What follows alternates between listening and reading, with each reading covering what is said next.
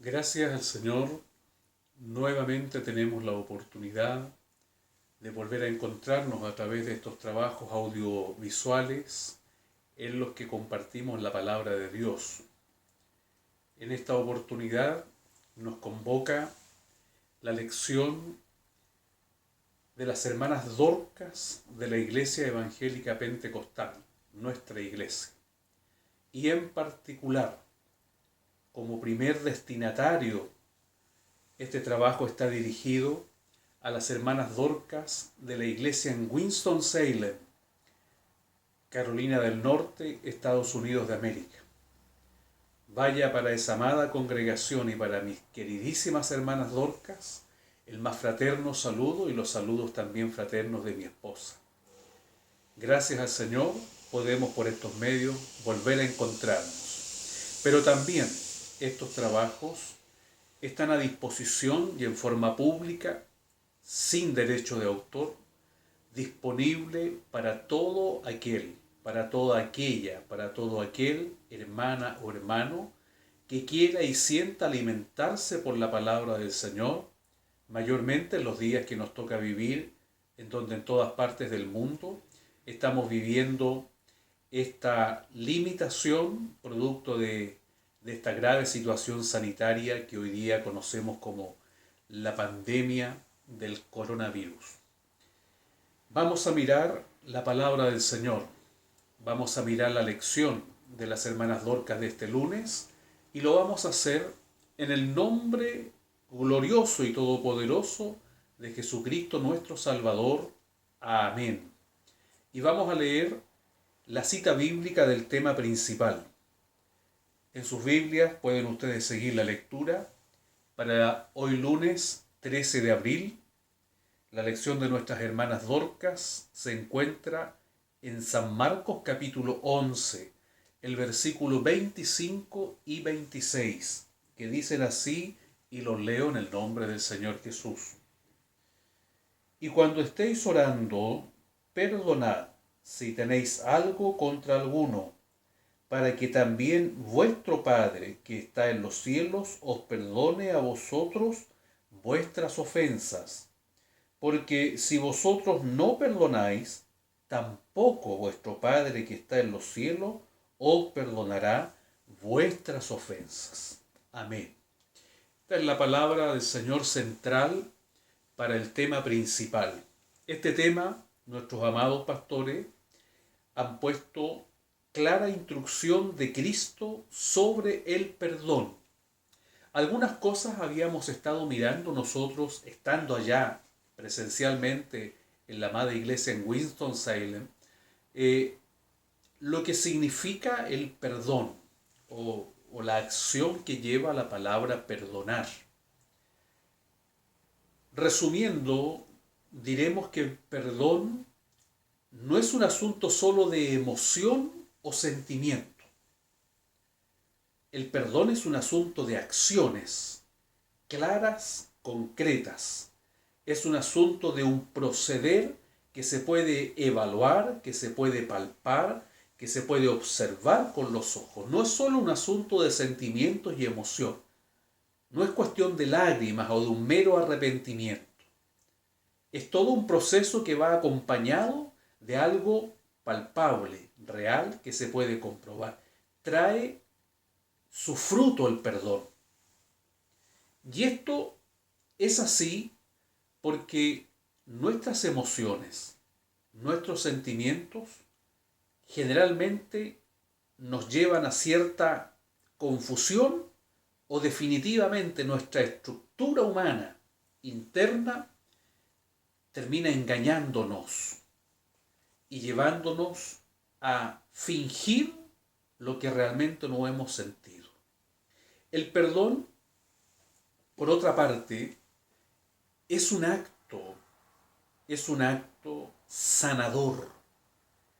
Podríamos decir, es un potente medicamento, es una potente medicina del alma. Yo recuerdo haber leído hace algunos años una estadística respecto de un ministerio hospitalario en los Estados Unidos que después de algunos años fue consiguiendo una información paulatina que les permitió después hacer cierta estadística de los casos que habían ministrado en este ministerio. El resultado final, o uno de los resultados finales de este análisis, de esta estadística, fue de que el 70% de los casos que este ministerio hospitalario había atendido y habían sanado, los enfermos habían mejorado, habían salido de su situación, incluidas enfermedades catastróficas o terminales, habían experimentado la recuperación o la sanidad cuando entendieron que tenían que perdonarse a sí mismos y que tenían que pedir perdón y que tenían que perdonar a otras personas. Así es que el perdón resulta ser un proceso que lleva su fruto, su marca registrada, y también resulta ser una poderosa medicina. No por nada el Señor va a declarar varias veces en sus palabras en la Escritura respecto de lo necesario que es el perdón. Y los versículos centrales que tenemos aquí y que están digamos, que inspiran muy bien a nuestros pastores en el tema central, clara instrucción. No es una opción. Jesús no presenta aquí el perdón, ni lo presenta en ninguna parte, como una posibilidad o como un ejercicio que de pronto podría ser bueno, sino lo plantea como una instrucción, es decir, como una orden, un mandamiento condicionatorio. Es decir, no cumplir con la instrucción nos inhabilita para ciertas cosas. Miremos lo que dice el texto, que tiene naturalmente su contexto, ¿no? Aquí hay una palabra que en algunas esferas del cristianismo es muy usada y lamentablemente muy manoseada, y también mal interpretada y por ende mal aplicada. Los versículos anteriores dicen, por ejemplo, que el Señor le dice a sus discípulos: por tanto os digo que todo lo que pidiereis orando, creed que lo recibiréis y os vendrá.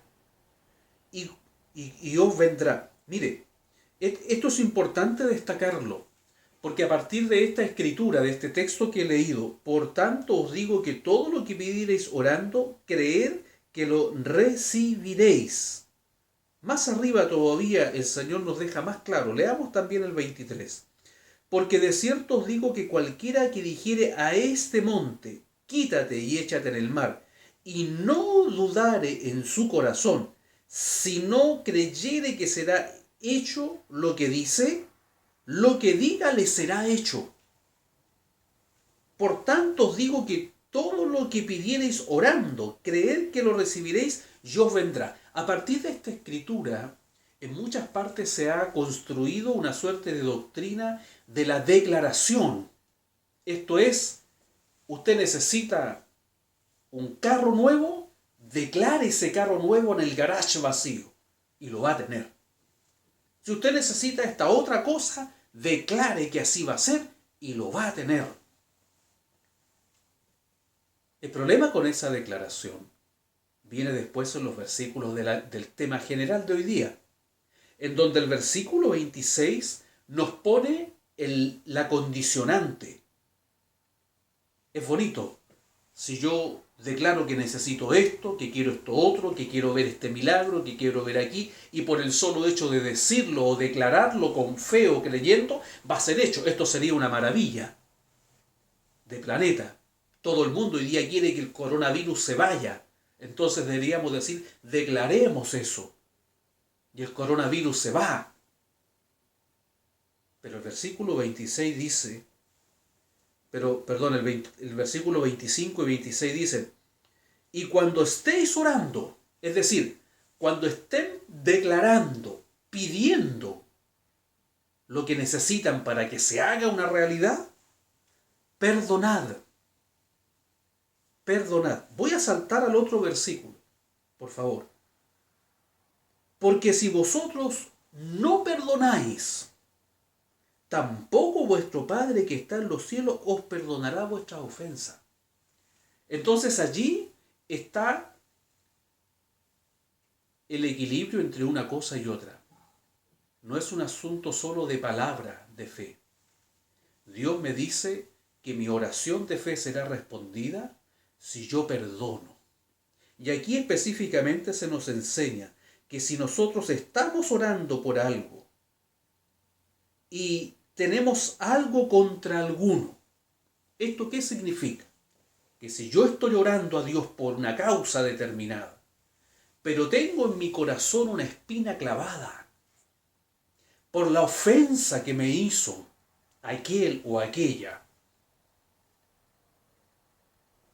yo tengo que perdonar para que mi oración pueda subir y ser escuchada. Esa es la enseñanza básica que hay aquí. Pero ahora en la práctica, indudablemente, que aquello es fácil leerlo, es fácil explicarlo. Difícil de practicarlo porque tenemos cada uno una personalidad y cada uno absorbe de manera distinta las ofensas que recibe de otros. Hay personas que ciertas ofensas les pueden hasta resbalar o resbalar, dirán algunos. Pero hay otras personas a quienes las ofensas se les almacenan en el corazón. A todos por igual nos llama el Señor a perdonar, para que nuestra vía de comunión con Dios esté libre de estorbo. ¿Y qué es perdonar? Perdonar en la práctica significa librar de culpa a otras personas. Eso es exactamente lo que el Señor hizo con nosotros, como lo vamos a ver en las citas de algunos de los títulos. El Señor nos libró de la culpa. No nos pasó por inocentes. Somos responsables y culpables, pero Él en su amor nos perdonó librándonos de la culpa.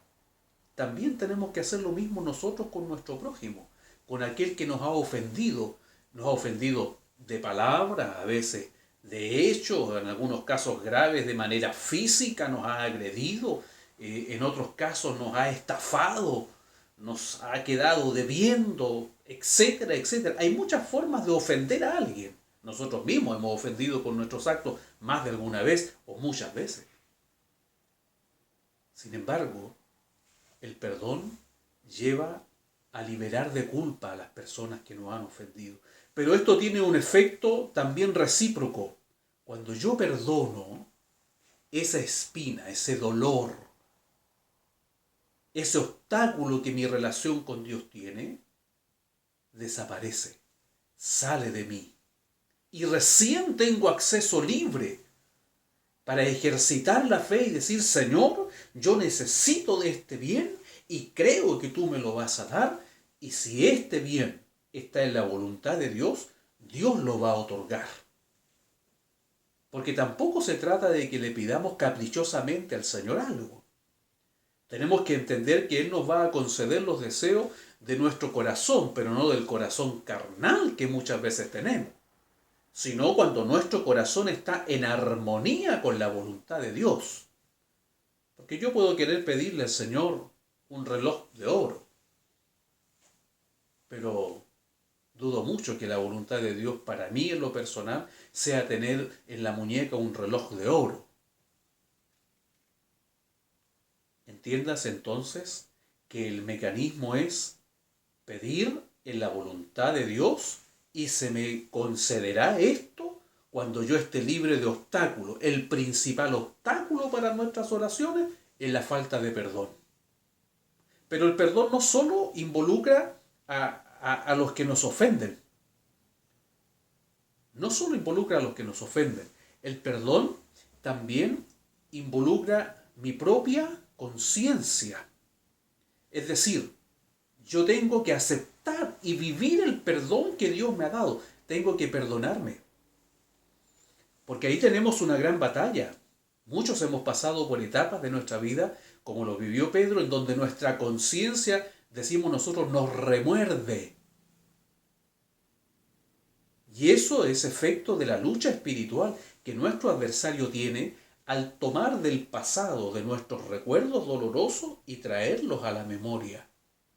Y volver a experimentar el dolor por el error que cometimos, por el pecado que cometimos, por la ofensa que hicimos, por la mala decisión, etcétera, etcétera. Y seguimos doliendo, no nos vamos dando vuelta. Declaramos que somos hijos de Dios, que el Señor nos perdonó, pero nosotros no nos perdonamos a nosotros mismos y nos vemos impedidos de vivir en plenitud la vida de un perdonado por Dios. Si Dios perdonó mi pasado, ya ese pasado tiene que quedar lejos en el olvido. Porque eso es lo que experimenta Dios con nosotros. Él nos enseña en su palabra que Él perdona y no se acuerda más. No es que Dios pierda la memoria. Él sabe muy bien lo que hicimos nosotros. La diferencia está en que Él nunca va a buscar al tarro de la basura de los recuerdos malos para venir a sacarnos en cara lo que Él ya cubrió con la sangre preciosa de su Hijo Jesucristo. Lo que cubrió el Señor con su sangre, Dios nunca lo retoma para decir, mira, acuérdate, tú eras esto, y yo te perdoné, pero recuérdalo. No. Si usted tiene ese tipo de pensamientos, entienda bien que está siendo atacado por el diablo. El diablo va al tarro de la basura y nos trae de vez en cuando, oye, ¿te acuerdas lo que hiciste? ¿Te acuerdas que fallaste? Es lo que le pasó a Pedro. Pedro llegó allí a la orilla, se encontró con el Señor resucitado, el Señor les preparó un desayuno y el Señor lo aparta a un lado y le dice, Pedro, ¿me amas? Y Pedro tiene un remordimiento de la conciencia. Yo me lo imagino, cabeza inclinada. Sí, Señor, le dice. Pero tú sabes lo que pasó allá en la otra fogata. No hace mucho tiempo atrás, tú sabes que fallé. Tú sabes que te negué a pesar de que dije que te acompañaría hasta la muerte. Ese es el proceso que a veces vivimos. Cuando el Señor nos perdona, ya no debemos sufrir por lo pasado, sino debemos avanzar con libertad hacia el futuro. Es importante perdonar al prójimo y perdonarnos a nosotros mismos. Dios nos bendiga en esta tarde aquí. De paso debo decir que estoy trabajando desde mi cuarentena obligatoria. Estamos encerrados por 2 semanas aquí en unas dependencias y bien, aquí estamos aprovechando el tiempo, estudiando y preparando el material y el alimento para llevarlos a ustedes. Dios les bendiga, mis hermanas. Entonces, resumamos un poquito. Clara instrucción de Cristo sobre el perdón. El perdón es una instrucción de Dios. La falta de perdón es un obstáculo a nuestras oraciones de fe. Es un obstáculo en nuestro pedirle a Dios. Tenemos que perdonar y tenemos que también perdonarnos. Si nosotros nos perdonamos y olvidamos el pasado, también tenemos que perdonar olvidando la ofensa del prójimo. No nos debe ocurrir, ¿no es cierto?, la dinámica triste que se produjo en aquel siervo, que cuando su señor vino le pidió cuentas y se halló falto. Pero le rogó misericordia y su amo tuvo misericordia y le perdonó $1.000.000. Pero cuando salió afuera se encontró con uno que le debía $10 y le apretó el cuello y lo echó en la cárcel. Se le olvidó que había sido perdonado. A nosotros no nos debe ocurrir aquello. Nosotros debemos perdonar a nuestro prójimo, debemos olvidar su ofensa y luego vivir la vida de un perdonado. Un perdonado nunca está sacando del tarro de la basura. Una persona que perdona genuinamente nunca va al pasado suyo, de los otros, para enrostrar, para decir. No es como esas reconciliaciones emocionales que a veces se dan en las iglesias, en donde todo el mundo se abraza, pero a los días, a las semanas, otra vez se vuelve a rememorar y se vuelve a abrir la herida. Eso no son perdones, eso no son reconciliaciones genuinas. Cuando existe una reconciliación genuina para ejercitar el perdón, existe un borrón y cuenta nueva. Ya no nos vamos a acordar de eso, vamos a empezar un camino nuevo, una nueva comunión con el hermano, con la hermana, una nueva forma de relacionarnos, no basada en el pasado, sino en el presente y en el futuro, donde hemos hecho votos para no volver a cometer el mismo error, para no volver a ofender, para no volver a proceder mal, sino que más bien, entre todos, aprender una buena relación como hermano.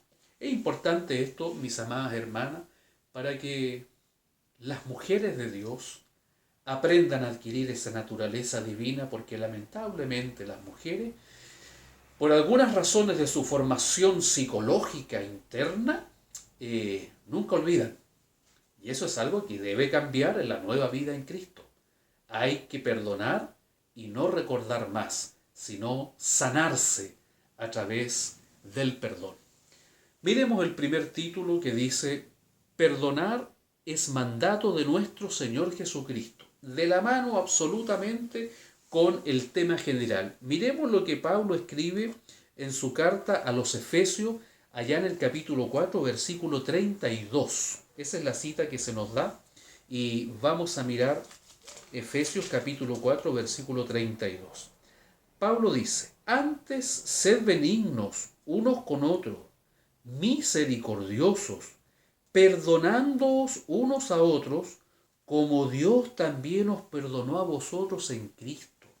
Aquí está el ejemplo que yo en delante recordaba de aquel siervo del cual el Señor mismo habla en los evangelios. Ese hombre que tenía una tremenda deuda, su amo le perdonó una inmensa deuda, pero cuando él salió, se encontró con alguno de sus compañeros, de sus consiervos, y ese consiervo le debía una mínima suma y él no fue capaz de perdonársela. Y el Señor, el amo, se enteró de aquello y tomó a este siervo malo, inconsciente, inmisericordia, y lo echó con todo en la cárcel, y dice que vinieron sobre él los atormentadores. A veces, hermanas, pasa así. La falta del perdón trae a los atormentadores. ¿Quiénes son estos atormentadores? Ni más ni menos que espíritus inmundos, demonios, ángeles caídos que en el pensamiento comienzan a atacar. Me ha tocado atender muchos casos de depresión, de confusión mental, de incertidumbre, crisis espiritual, crisis de fe. Y después que uno va escarbando y va ayudando y se va despejando las capas del secretismo humano, llega a la gran novedad, al centro del problema. No me he reconciliado, no puedo perdonarla, no puedo perdonarle. No, lo que él me hizo, lo que ella me dijo, lo que habló de mí, lo que pasó con este pastor, con este guía, no, yo no lo puedo perdonar. La falta de perdón trae también las consecuencias de una disciplina divina, permitiendo que a veces venga el tormento a nuestros corazones. Yo debo perdonar, hermanas, sobre la base de que yo mismo he sido perdonado por Dios. Hay que darse una miradita en el espejo. Para eso sí es bueno que recordemos quiénes habíamos sido en la vida pasada, no como un martirio, no como volver a cargarse otra vez, sino para tener siempre la comparación. ¿Cuánto le perdonó el Señor a usted?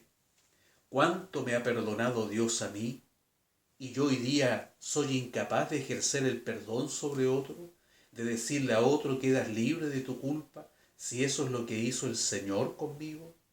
Importante punto para reflexionar. Pablo le dice a los Efesios: como Dios también os perdonó a vosotros en Cristo. Hermanas queridas, no olvidemos la obra redentora, perdonadora que Dios ha hecho en nuestros corazones, a la hora también de otorgar el perdón, de otorgar descanso. Esto no es un asunto que se deba hacer una o dos o 5 veces en la vida. Ya sabemos también lo que el Señor le enseña a sus discípulos en la Escritura. ¿Cuántas veces hay que perdonar? Bueno, allí hay una operación matemática: 70 veces 7, 490 veces. Pero eso no quiere decir que estemos con una libreta anotando cuántas veces hemos perdonado y a la vez 491 digamos: no, yo ya no tengo que perdonar. No, el ejemplo que el Señor está poniendo con esas matemáticas bíblicas es que tenemos que perdonar muchas veces, incontables veces. en la vida, porque así también Dios nos perdona. Nos perdonó un día cuando nos salió el encuentro, pero de ahí en adelante usted tiene conciencia, yo tengo conciencia de cuántas veces Dios me ha vuelto a perdonar. Diariamente, minuto a minuto, un mal pensamiento, una mala idea, una mala decisión, un mal proceder, un acto pecaminoso derechamente, y el Señor me ha cubierto otra vez, me ha dicho: levántate, límpiate en mi sangre y vuelve a caminar y aprende a no pecar. Dios hace eso conmigo a diario. Yo a diario tengo también que ejercer el perdón con la ayuda del Señor. Dios les bendiga, mis amadas hermanas, y les dé esta gracia para que puedan también poner por obra y por práctica estas palabras. El segundo título dice: necesaria confesión para recibir el perdón. Veamos lo que dice la cita bíblica allá en el Antiguo Testamento, en las palabras de Salomón. La cita es Proverbios 28, versículo 13. Dice: el que encubre sus pecados no prosperará, mas el que los confiesa y se aparta alcanzará misericordia. Aquí también nos da una puerta de entrada a la palabra de Dios para saber cómo es el acto de perdonar en la práctica, cómo es la reconciliación. Hay dos citas bíblicas en el Evangelio de Mateo. Usted las puede buscar para que lea así todo el Evangelio y se informe. Pero hay dos citas bíblicas en el Evangelio de Mateo. Una hace mención a lo que ocurre cuando yo vengo a adorar a Dios y en mi acto de adoración me acuerdo que mi hermano tiene algo contra mí. Es distinto a lo que estamos mirando ahora en la palabra del Señor en el tema central, donde la palabra del Señor dice: y cuando estéis orando, perdonad si tenéis algo contra alguno. Es decir, yo tengo algo, yo tengo una herida, alguien me ofendió, yo tengo una herida. Pero el caso que yo les estoy refiriendo del Evangelio de Mateo, para que usted lo busque y ejercite su lectura bíblica, dice que si yo vengo a orar y me acuerdo que mi hermano tiene algo contra mí, es decir, que mi hermano está herido por mi causa, yo tengo que dejar allí mi ofrenda y tengo que ir a reconciliarme con mi hermano. ¿Qué quiere decir esto de reconciliarse? Quiere decir que yo tengo que ir a dar explicaciones. No es solamente un asunto de emoción, no es solo un asunto de llorar, de emocionarse, de abrazarse.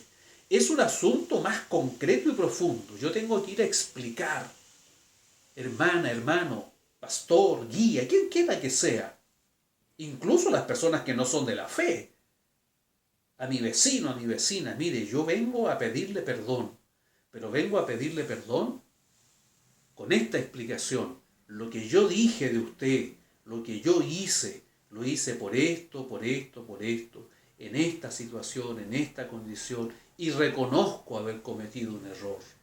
Lamento mucho haberlo ofendido. No era mi intención ofenderlo, pero lo ofendí. Tengo que confesar, es lo que nos está diciendo también la cita bíblica de este título en Proverbios 13. El que encubre, es decir, el que se guarda y disfraza a veces a través de una emoción, de un emocionalismo pasajero, el que tapa, dice la palabra del Señor, no prospera. El que prospera es el que abre el corazón y dice: sí, yo lo ofendí a usted, pero déjeme explicarle por qué lo ofendí. O no tuve la intención de ofenderle, pero lo hice y le pido perdón. Esta es mi realidad. Después de eso vendrá el abrazo, vendrá la emoción, vendrá un: sí, hermano, lo perdono. Esa es una de las primeras cosas que el Señor enseña respecto de la reconciliación. Punto 1. Lo que tengo que hacer si yo he ofendido a alguien. Pero también está el tema ligado a la cita del tema central: ¿qué pasa cuando alguien me ofende a mí? ¿Qué tengo yo que hacer según la Biblia? Según la palabra que tenemos en el tema central, yo tengo que perdonar. Pero de acuerdo a la segunda cita que usted va a buscar en el Evangelio de San Mateo, allí el Señor nos dice otra cosa. Adicional a esta, no distinta de esta, adicional a esta. Nos explica el detalle. Si alguien me ha ofendido, yo tengo que ir donde mi hermano, donde mi prójimo. Primero, tengo que hablar con él a solas. Es decir, tengo que pedirle una explicación. Tengo que hacerle saber que la actitud de él, que el comentario, que lo que dijo, lo que hizo me ofendió, me tiene dolido, me tiene triste. Tengo que hacérselo saber porque muchas veces nosotros ofendemos sin saber, sin querer. Y hay alguien por ahí alrededor que nos mira de reojo y tiene una espina clavada con nosotros, pero nosotros no tenemos ni idea.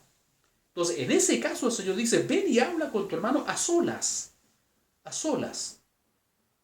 Explícale que tú estás ofendido, que en tal ocasión, por tal motivo, estás ofendido.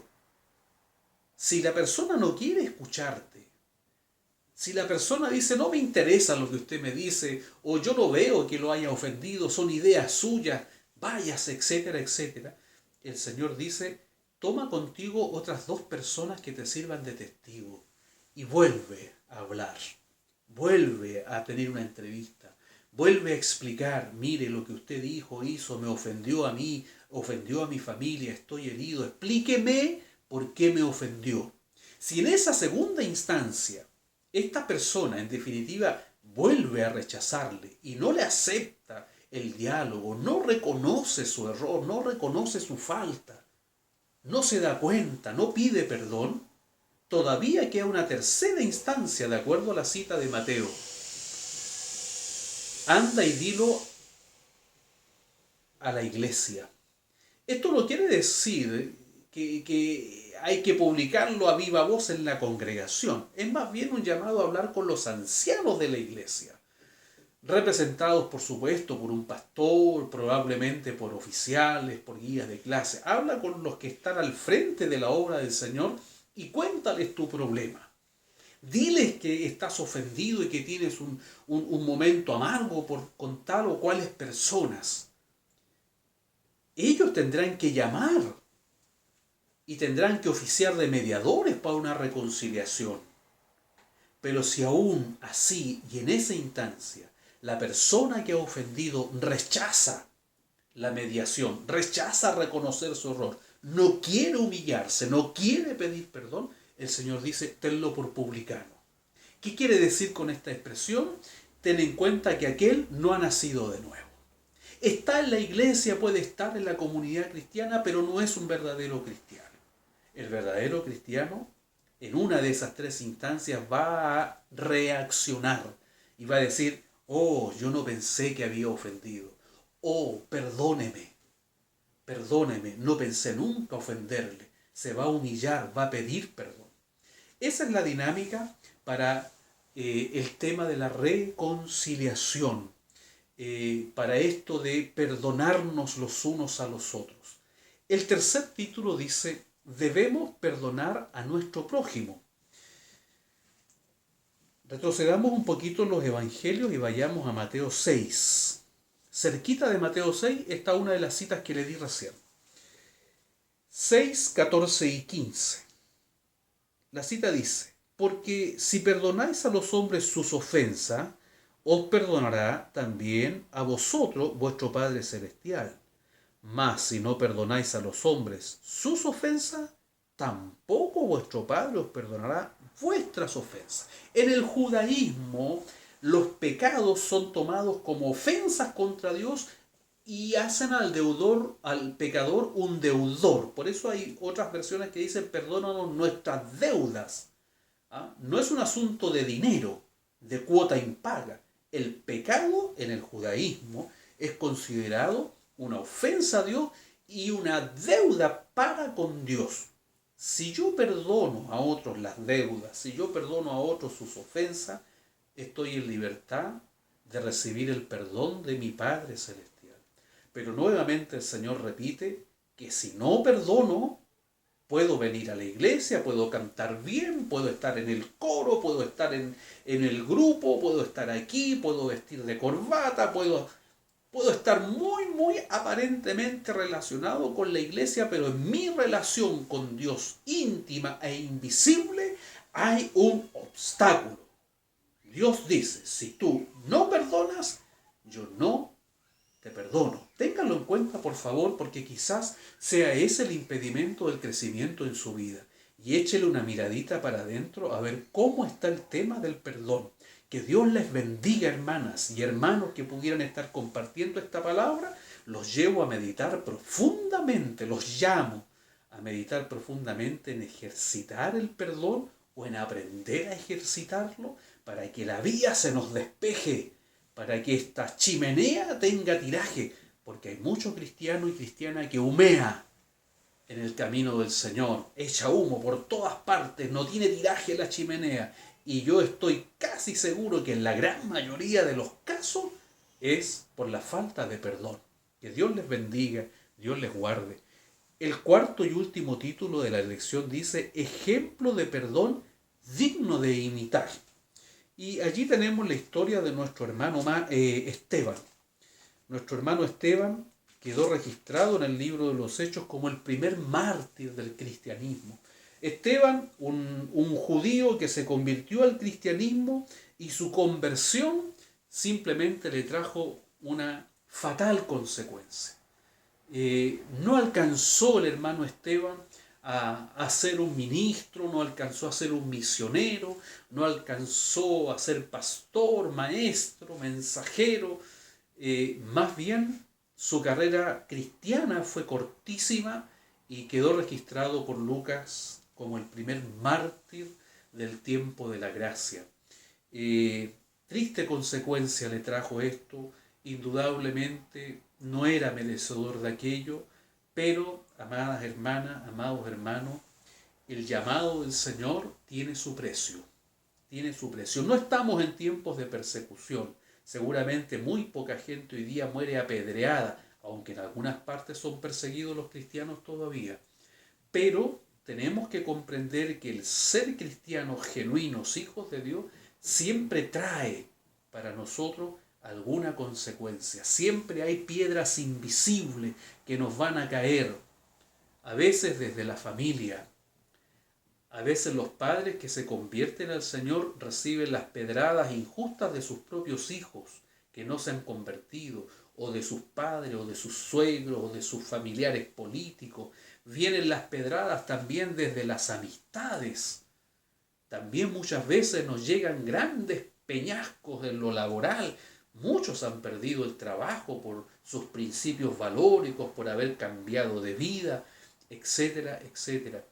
El ser cristiano tiene su precio porque el verdadero evangelio presenta a Cristo el Señor. Sí, hermanas, presenta a Cristo el Señor. Nos presenta la toalla, nos presenta el lavatorio, el jarro con agua, nos presenta los pies descalzos, nos presenta la falta de recursos, no tener dónde apoyar la cabeza. Nos ofrece el Señor la cruz, el desprecio, el abandono, la soledad, el sufrimiento. Eso ofrece el Evangelio verdadero.